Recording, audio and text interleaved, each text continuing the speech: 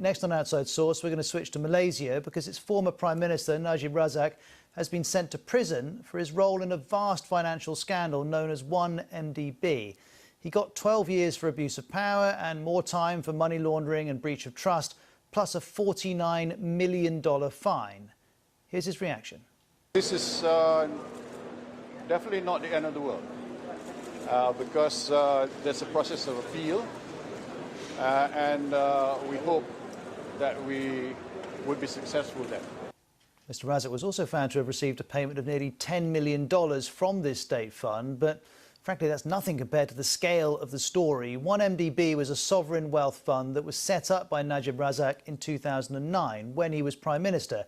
The idea, we were told, was to boost Malaysia's economic development by investing state revenues from oil and other exports. But Malaysian and US authorities now allege that, in fact, $4.5 billion were illegally diverted, and the allegations touch individuals and companies. Last week, Goldman Sachs reached a $3.9 billion settlement with the Malaysian government for its role in the fund. The deal resolves charges that the bank misled investors while raising money for the fund. Prosecutors also maintain individual bankers from Goldman Sachs and elsewhere were involved in the theft, and they claim the stolen money was used for a vast array of things, from a super yacht to a private jet to works of art and even the film The Wolf of Wall Street. Well, while Najib Razak plans his appeal, he still faces more charges, and while the process of justice continues, the political ramifications continue too. Here's the BBC's Jonathan Head.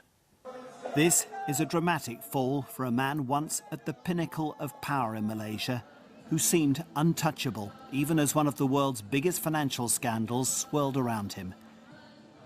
2 years ago, Malaysians, outraged by the excesses of those around Mr. Najib and the huge sums of money which had been stolen from 1MDB, voted him out, and with him, the party that had ruled Malaysia for more than 60 years.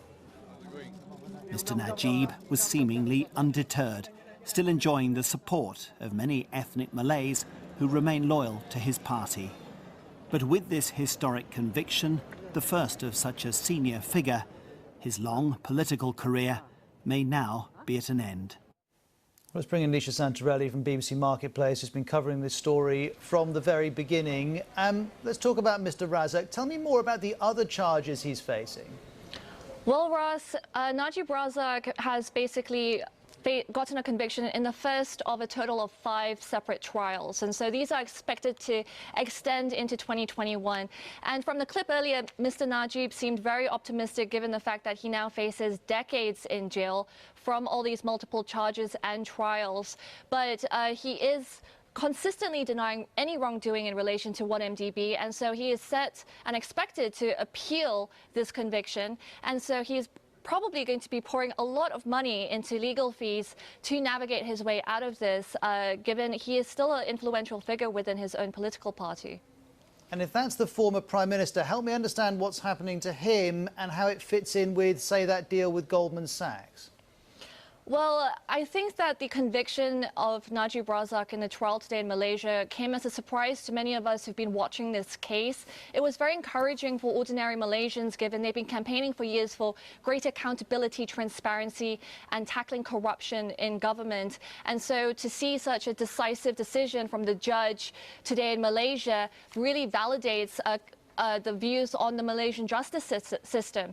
Last week, we also were actually taken quite aback by the settlement that Goldman Sachs reached with the Malaysian authorities. If you remember, originally the Malaysian finance minister was asking for Goldman Sachs to stump up $7.5 billion. Instead, Goldman clearly showed its golden touch at negotiations. Goldman is, after all, a top US investment bank, and they managed to agree a $2.5 billion payout to Malaysia, with the other $1.4 billion coming from the sale of seized assets, some of those which you've already mentioned, the jet, the yacht, a hotel in Beverly Hills, even an Oscar that belonged to Marlon Brando.